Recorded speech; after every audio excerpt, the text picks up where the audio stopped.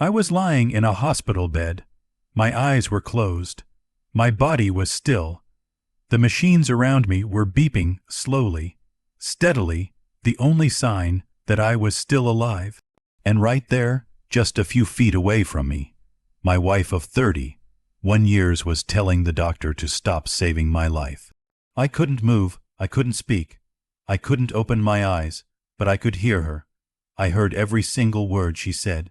"It's not worth continuing," she told him, her voice flat and calm, like she was canceling a restaurant reservation.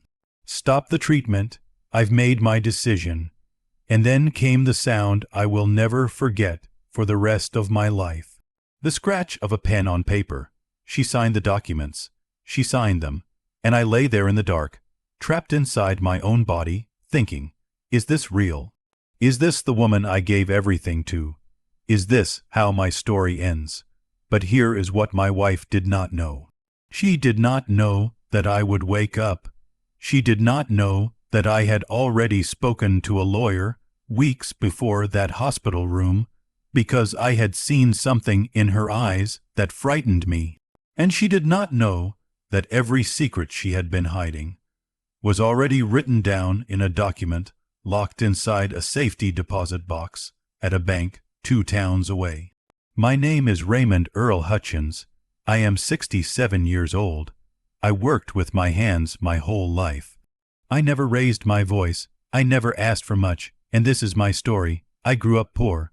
Not the kind of poor where people feel sorry for you, the kind of poor that teaches you, the kind of poor that builds something deep in your chest, something quiet and strong, like iron. My father worked on a railroad. My mother cleaned houses. They never complained. They never blamed anyone. They woke up before sunrise, worked until their backs ached, and came home and thanked God for what they had. I learned from them. By the time I was 22, I had saved enough money to buy a small piece of land in a rural county in Tennessee. It wasn't much, just 12 acres of old farmland that most people had given up on. But I saw something in it. I saw what it could become. I built a fence post by post. I planted crops season by season. I added a small workshop on the back of the property where I repaired farm equipment for neighbors. Slowly, year by year, that land grew into something real, something mine. That's where I met Sandra. She was 20 years old, the daughter of a man who owned the feed store in town. She had dark hair and a quick laugh and the kind of energy that made every room feel warmer when she walked in. I fell in love with her the way you fall into deep water, completely, without thinking, before you realize how far down you've gone. We married in the summer of 1991. Simple ceremony, 30 people in a field behind her father's house. No fancy flowers, no band, just us, the sky, and a promise. Our son was born 2 years later. We named him Daniel. I am going to tell you about Daniel in a moment, but I need you to understand something first. I gave that boy everything I never had. Every school trip, every sport, every opportunity. I worked extra hours. I took on extra jobs. I sacrificed weekends and sleep and every comfort I could have spent on myself, because I wanted Daniel to have a better life than mine, and I believed, with everything in me, that he would take care of us when the time came. That belief was the most expensive mistake of my life. Daniel grew up well. He was smart, confident, handsome. He graduated from a state university with a business degree and landed a good job in sales. I was proud of him, genuinely proud, but then he met Melissa.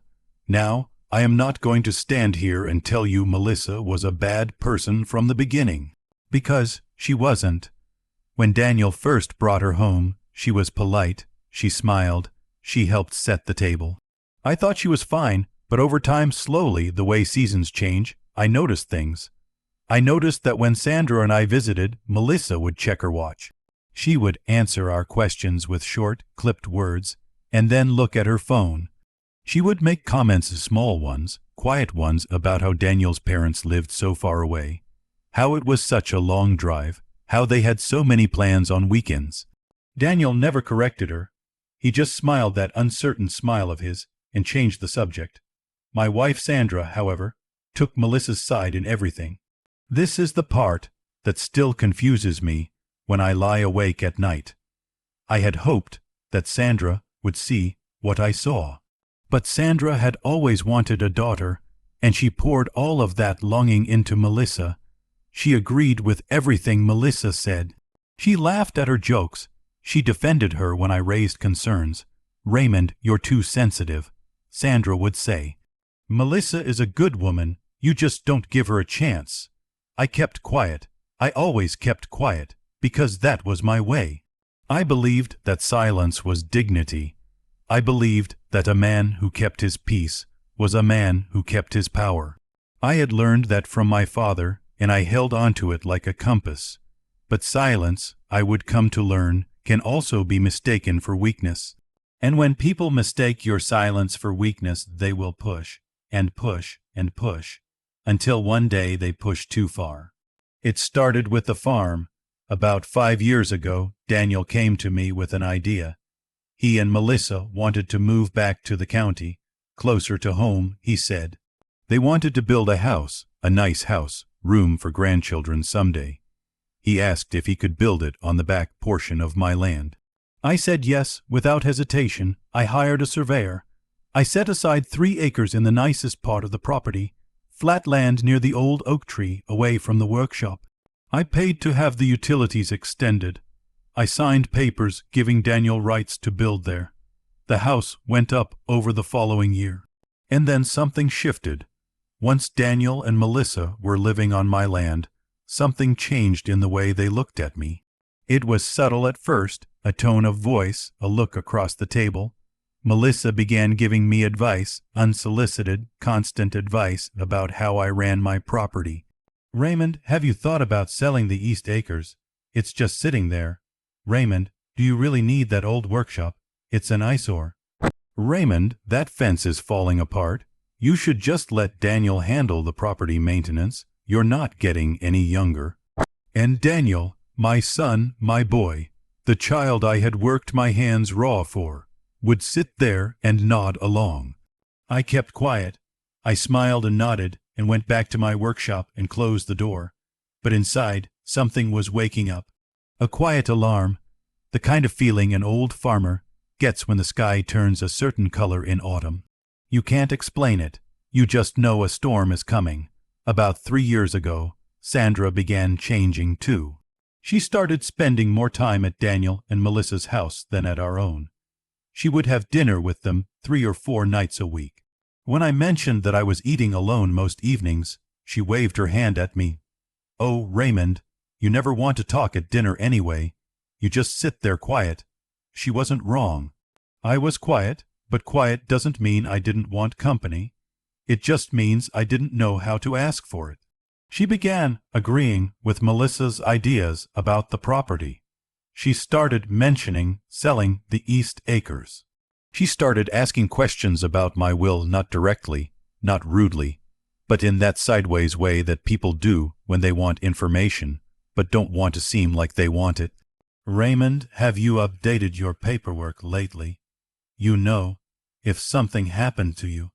"Raymond, Daniel is really the one running things around here now. Have you thought about transferring some of the property to his name?" I listened. I said little. I thought much. One evening in late November, I came inside from the workshop and found Sandra on the phone. When she heard me come in, she lowered her voice and said quickly, "I have to go. I'll call you back." I asked who she was talking to. "Just Melissa," she said, "about Christmas plans." But something in her voice was not right. It was the voice she used when she wasn't telling the full truth. Slightly too casual, slightly too quick. I went to bed that night and stared at the ceiling for a long time. I thought about my father. I thought about what he used to say, "Raymond, a wise man doesn't react to every storm, but a wise man also doesn't ignore the clouds." The next morning, I drove to see an attorney. The lawyer and the locked box, his name was Gerald Whitmore. He had been practicing law in our county for nearly 40 years. I had done some work on his property years ago, repaired a tractor, fixed a fence line, and he had always been straight with me. I sat down in his office and told him everything. When I finished, he was quiet for a moment. Then he folded his hands on his desk and looked at me very directly. "Raymond," he said, "I'm going to tell you something, and I need you to listen carefully. What you're describing, the property questions, the pressure about the will, the behavior you've seen, these are patterns I've seen before, and they rarely get better on their own." I nodded. "Let me ask you something. Do you have any reason to believe your wife might be planning to, in some way, move assets or make financial decisions without your knowledge?" I thought for a long moment. "I don't know," I said honestly, "but something isn't right, and I'd rather be wrong and prepared than right and unprotected." Gerald nodded slowly. "Then let's protect you." Over the following 2 months, Gerald helped me do several important things. First, we created a detailed inventory of every asset I owned: the land, the equipment, the savings accounts, the mineral rights on the East Acres that nobody in my family knew about. Those mineral rights were worth more than everything else combined. A gas company had been quietly interested in leasing them for years, and I had been negotiating privately. Second, we updated my will, but not in the way Sandra was expecting. I restructured everything through a trust that could not be altered or accessed without specific legal conditions being met. Third, and this is the part that would matter most later, Gerald helped me set up a medical directive, a real one with specific language, filed with the county, filed with my primary physician, and filed with the regional hospital. It named Gerald Whitmore himself as my secondary medical decision maker in the event that my primary decision maker, Sandra, was found to have a conflict of interest. I drove home that evening feeling something I hadn't felt in months. I felt calm. I put all the copies in a lockbox at a bank in the next county, a bank where Sandra had no accounts and no access. I gave Gerald a key, and then I went home, sat down at the kitchen table, and ate dinner alone. 4 months after my visit to Gerald's office, I had a stroke. I was in the workshop on a Thursday afternoon. I had been feeling off for a few days, tired, a strange pressure behind my eyes, a weakness in my left hand that I had been ignoring because I am the kind of man who ignores things like that for too long. And then the floor came up to meet me. The neighbor's boy found me an hour later when he came to return a borrowed tool. He called 911. They airlifted me to the regional medical center. By the time Daniel and Sandra arrived at the hospital, I was already in the ICU. The stroke had been severe. There was significant swelling. The doctors were not certain I would survive the first 48 hours. I did not know any of this, of course. I was in the dark, that quiet, heavy dark. But here is the thing about that darkness. It wasn't empty. It wasn't peaceful like sleep. It was more like being underwater, a deep, slow consciousness where you can sense things but you cannot respond to them. Voices were muffled but present. Emotions registered but nothing moved. And in that underwater dark, I heard things. I heard Sandra cry the first night, real crying, desperate, frightened, and I thought, she loves me. Whatever has happened between us, she loves me. And I felt something warm in that cold dark. But then, on the third day, the crying stopped, and different conversations began. "Mom, the doctors said the longer he stays like this, the more damage there is. Even if he wakes up, they're not sure what kind of state he'll be in." Daniel's voice, businesslike, the voice he used for sales calls. "The land, though we need to think about the land. Melissa now." Closer to Sandra, a lower voice, like a secret. "If he doesn't recover, the estate will take forever unless the documents are already in order. We talked about this." Sandra's voice, tired. I know, but I'm not sure he's done everything we thought." "What do you mean?" "The East Acres. I went to look at the county records last week. There's something on those acres, some kind of registered interest, but the office wouldn't tell me details. I need Gerald. Whitmore's, that old man. Why would Dad use him? I don't know, but something is filed. I don't want to do anything until we understand what it is. A pause. Melissa again, firm. Sandra, we've been waiting long enough. If he wakes up and finds out what we were planning, everything falls apart. It's better this way. Clean, simple. A long silence. And then Sandra said the words, "You're right. I'll talk to the doctor in the morning." In the darkness, I felt something move through me, not fear, not anger. Something older and quieter than both of those things. Something like a cold, clear understanding. The morning came. Sandra spoke to the doctor. "It's not worth continuing," she said. "Stop the treatment. I've made my decision." The scratch of the pen. The signed papers. But here is what happened next. The twist that changed everything. The doctor's name was Dr. Priya Ann, and she was a young woman, mid-30s, originally from out of state, and she had only been at that hospital for 2 years. What Sandra did not know was that Dr. Ann had seen my paperwork when I was first admitted, the full paperwork. The real directive.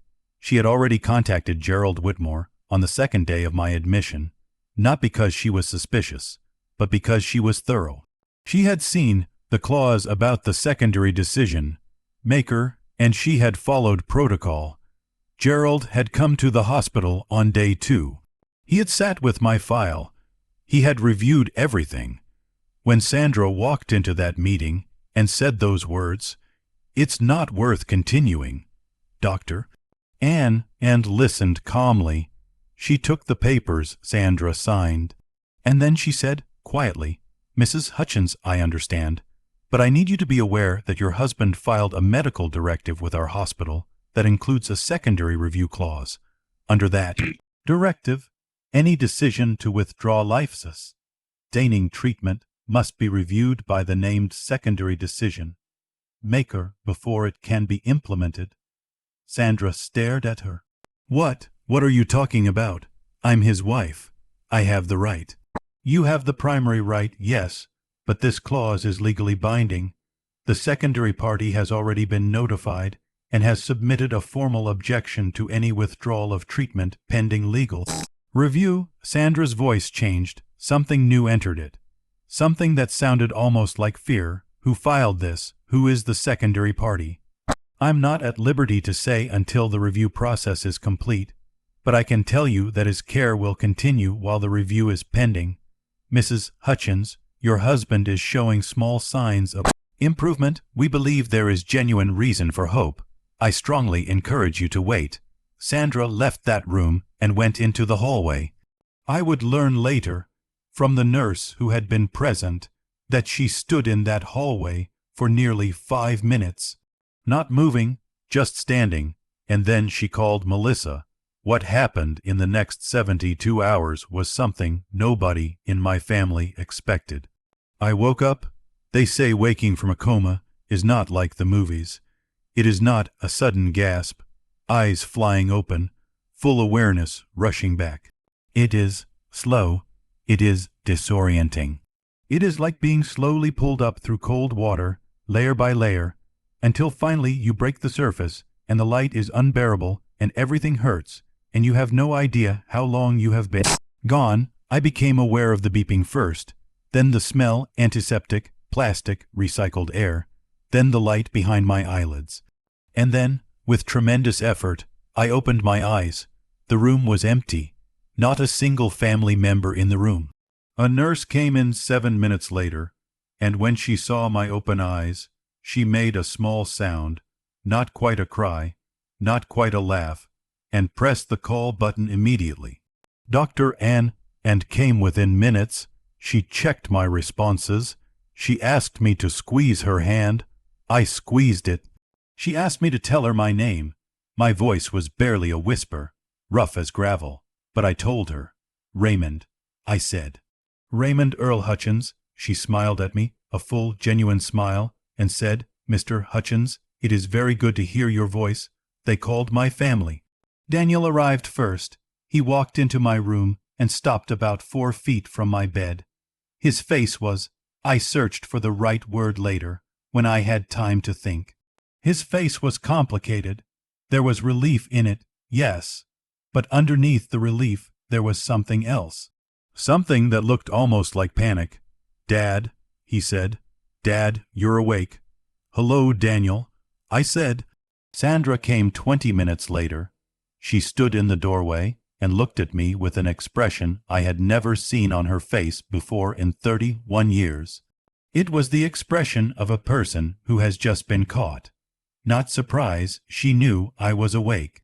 But something deep and involuntary moved across her features when she saw me looking at her, and she could not hide it. "Raymond," she said. Her voice was controlled. "Thank God." I looked at her for a long moment. "Sandra," I said. And then I closed my eyes and said nothing more, because I needed to think. And because I had learned long ago that the most powerful thing a quiet man can do is stay quiet just a little longer than anyone expects. I spent 3 more weeks in the hospital. During those 3 weeks, several things happened. Gerald Whitmore came to see me on the 4th day. He sat beside my bed and told me everything: the directive, Dr. Ann's call, Sandra's signed papers, the objection he had filed. He told it all plainly and without drama, the way a good lawyer does. When he finished, I was quiet for a while. "Gerald," I finally said, "did she know? When she signed those papers, did she know what she was doing?" He looked at me steadily. "Raymond, in my opinion, yes, I believe she did." I nodded slowly. "And the East Acres, did they make any moves?" "They tried. Daniel contacted a land title company the same week you were admitted. He was asking about the process for transferring mineral rights, but your trust structure blocked any movement. Nothing went through." I let out a long, slow breath. "All right," I said. "Then here is what I want to do." Gerald listened for the next hour. He took careful notes. Meanwhile, in my hospital room, a different kind of theater was playing out. Sandra came every day. She brought flowers, magazines, good food from home. She adjusted my pillows and asked about my therapy sessions. She was warm. She was attentive. She was, on the surface, the perfect devoted wife. Melissa came twice. She was polite but stiff, like someone following a script. She asked how I was feeling. She said she was so relieved. She squeezed my hand once, briefly, and then found a reason to check her phone. Daniel came every other day. He tried to talk about normal things: the farm, the weather, a baseball game. But there was always something just beneath his words, some careful navigation, like a man walking through a room he suspects has a hidden trap door. I let them all come. I smiled. I thanked them. I ate my food and did my therapy and watched the window and thought. I said almost nothing, because the quietest I have ever been in my life was in those 3 weeks, and the most I have ever understood was in those same 3 weeks. On the day I was discharged, I did not go home. "I want to be careful here, because I know what you're thinking. You're thinking I went to a lawyer and cut everyone out and walked away dramatically. That is not what happened. What happened was quieter than that, and harder than that, and in some ways, sadder than that. I went to stay with my brother Clifton, who lives about 30 miles away on his own small property. Clifton is 4 years older than me, a widower, stubborn as a fence post and twice as reliable. I called him from the hospital before they discharged me, and he said, "Come on, Raymond, your room is ready." When Sandra realized I was not going home with her, she stood in the hospital parking lot and looked at me with an expression that moved between shock and something that might have been genuine grief. "Raymond, Raymond, please come home. I want to take care of you. I want, Sandra," I said, and my voice was calm and final. "I need some time." "Time for what, Raymond?" I was scared. When you were in there, I was scared and I wasn't thinking clearly. What I said to the doctor, I was in shock, Raymond. You have to understand. I put my hand up gently. I'm not making any decisions today. I said, I'm just going to my brother's house to rest and get strong. We can talk when I'm ready. She started to cry. And the strange thing, the painful thing, was that I believed the tears were real. I believed there was real grief and real remorse in them. Sandra was not an evil woman. She had let fear and greed and other people's voices pull her to a terrible place. But she was not evil, and that somehow made it hurt more. I got in Clifton's truck, and we drove away. Part 13, the confrontation. 6 weeks after leaving the hospital, I called a family meeting. It was held at Gerald Whitmore's office, not at the house. I asked Gerald to be present. I also asked Clifton to be there. Daniel and Melissa arrived together. Sandra arrived separately, 5 minutes late. She looked like she had not been sleeping. Gerald closed the door. I sat at the end of the table, straight, backed, clear-eyed, the way my father taught me, and I looked at each of them in turn. Then I spoke. I'm going to say some things today. I said, I'm going to ask that nobody interrupt me until I'm finished. After I'm done, you'll each have a chance to speak. Silence. They all nodded. While I was in a coma, I could hear, not everything but enough. I heard conversations in my room that I was never meant to hear. I heard my wife tell the doctor to stop saving my life. I heard my daughter-in-law describe that as clean and simple. And I heard my son say nothing to stop either of them. Melissa's face went white. Daniel looked at the table. Sandra's eyes filled immediately, but she pressed her lips together and stayed quiet. I also learned, through Gerald, that Daniel contacted a land title company while I was unconscious to begin exploring the transfer of the mineral rights on the East Acres. Dad, Daniel started. I asked you to wait. I said quietly. He stopped. Those mineral rights, which none of you knew the full value of because I never told you, are currently under a leasing negotiation with a regional gas company. The estimated value of that lease, over 25 years, is approximately $2.4 million. The room went very still. The trust that Gerald helped me establish protects those rights entirely. Nothing can be moved, sold, transferred, or leased without my signature and a review process that cannot be bypassed. Melissa opened her mouth, closed it. But I want to be clear about something. I continued. I am not telling you this to punish you. I am telling you this so that you understand fully that everything you were hoping to get, everything you were planning for, was never at risk of being yours to take. It was always protected, because I saw this coming, not because I am smart, but because when people start treating you like a problem to be solved rather than a person to be loved, you pay attention. I looked at Sandra then. She was crying silently. Real tears. Deep tears. Sandra. I said, and my voice softened for the first time since I began, 31 years. I loved you for 31 years. I still love you.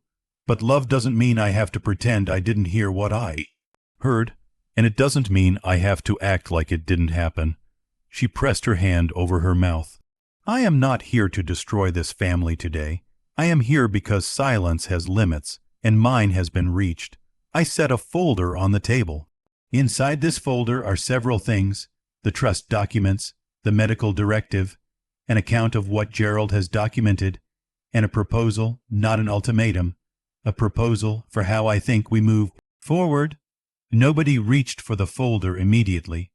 They all just sat there, in the quiet that follows a truth that has finally, after too long, been spoken out loud. Melissa left Gerald's office without saying much. She was pale and stiff, and I could see behind her eyes the furious recalculation happening. She had underestimated me. She had thought I was a simple old man, slow and sentimental, easy to move around like furniture. She had been wrong. In the months that followed, Melissa became quieter around me. Not warmer, exactly, but quieter. And sometimes I would catch her watching me with an expression that was hard to name, not quite shame, not quite respect, something in between. Daniel was the hardest. My son came to Clifton's house alone about 3 weeks after the meeting. He sat at the kitchen table and didn't touch the coffee I made him. He stared at his hands for a long time. And then he said, "Dad, I didn't know it would go that far. I want you to know that." When Melissa was talking about the treatment, I thought she was just, I don't know what I thought. But I didn't say anything, and that's the same as agreeing, and I know that. I looked at my son, my boy, the boy I had carried on my shoulders through creek beds when he was 4, the boy I had driven 2 hours each way to baseball tournaments on Saturday mornings, the boy I had quietly, faithfully, completely believed in. "Daniel," I said, "I don't need an explanation. I just need a choice. You can be my son, fully, really, the way we used to be, or you can be the person who stood in that room while people planned my end. You can't be both. That's the only thing I'm asking." He broke then, really broke, not a performance, not calculated, just a man cracking open under the weight of what he had allowed to happen. He wept at my kitchen table, and I put my hand on his shoulder, because that is what a father does. Even then, especially then, Sandra was the most complicated part of all of this.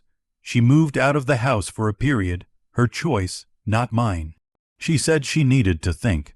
She said she didn't know how to look at herself in the mirror right now, and she didn't expect me to look at her either. I respected that. 6 months after the hospital, she asked if we could have dinner, just the two of us, at the kitchen table of the house where we had lived for nearly 30 years.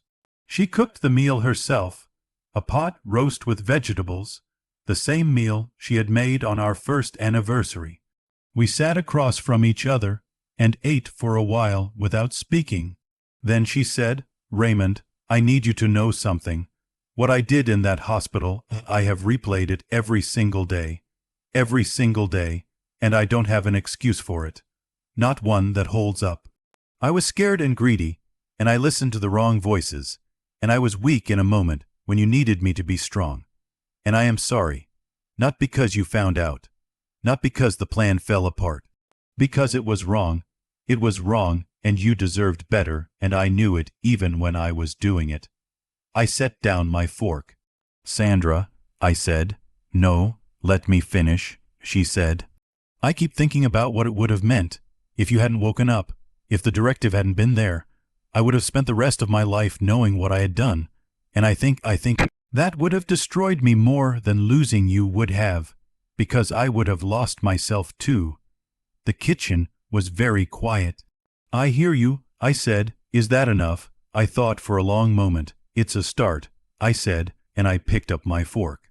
"I want to tell you something about those mineral rights. Something I haven't told you yet. I had known about the gas company's interest for almost 3 years before my stroke, and for a long time I had planned to use that money when the time was right, to set up education funds for any future grandchildren Daniel and Melissa might have. I had planned to do something for the local church, which had meant a great deal to my mother. I had planned to pay off the mortgage on Clifton's property, because Clifton had never asked me for anything, but had been there for every hard moment of my life without fail. I had planned to use it to build something good. I still plan to do those things, but there is a condition now. A condition I added to the trust after the hospital.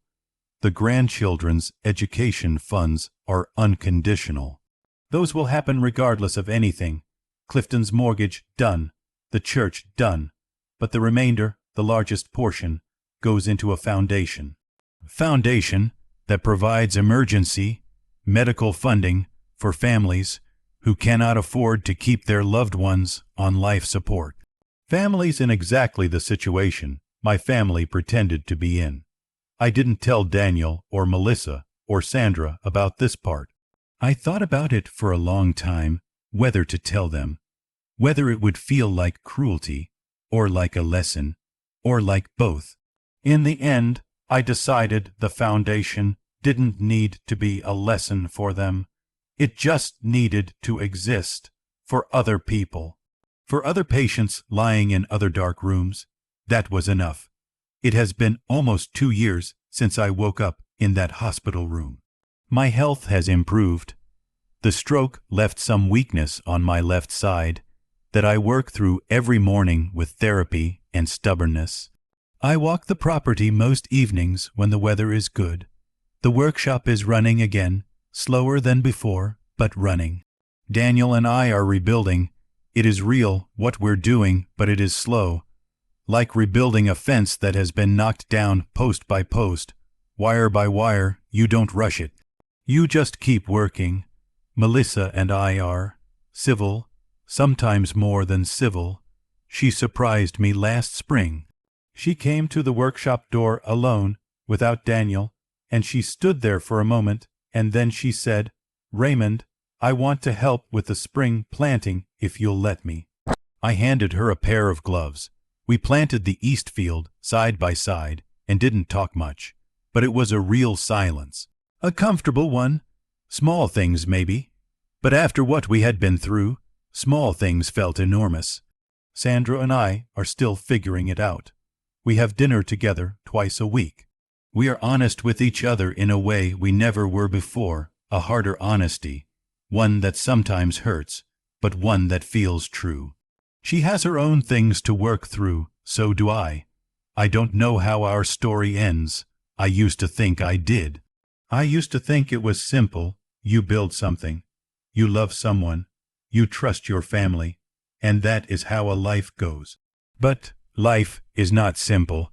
People are not simple. And the hardest love, the kind that survives being broken and chooses, slowly and painfully, to keep going, that kind of love is maybe the most honest kind there is. Let me tell you what I learned from all of this. Not as a lecture, not as a warning, just as an old man talking to whoever is willing to listen. First, silence is not weakness, but silence without boundaries is an invitation. There is a difference between a man who chooses his battles and a man who has forgotten he has the right to fight at all. Know the difference. Protect yourself. Quietly, carefully, without drama. But protect yourself. Second, the people who stand to gain the most from your death are sometimes the ones who love you the least while you are alive. That is a hard truth, but it is a true one. Watch what people do, not what they say when things get difficult. That is where the real character lives. Third, forgiveness is possible. Genuine forgiveness, the kind that doesn't pretend the wound didn't happen, but decides to keep going anyway. That kind of forgiveness is not for the person who hurt you. It is for you, because carrying hatred in an old chest is a heavier burden than the other person will ever know. And fourth, build your life in such a way that your worth, your real worth, cannot be signed away by someone else's pen. Not just the financial things, your dignity, your relationships, your sense of yourself. Build those things so deep and so true that no crisis can erase them. My father used to say, "Raymond, a man is measured not by what he has, but by what survives him." I think about that now when I walk the East Acres in the evening, the light coming down through the old trees, the field quiet and wide and mine.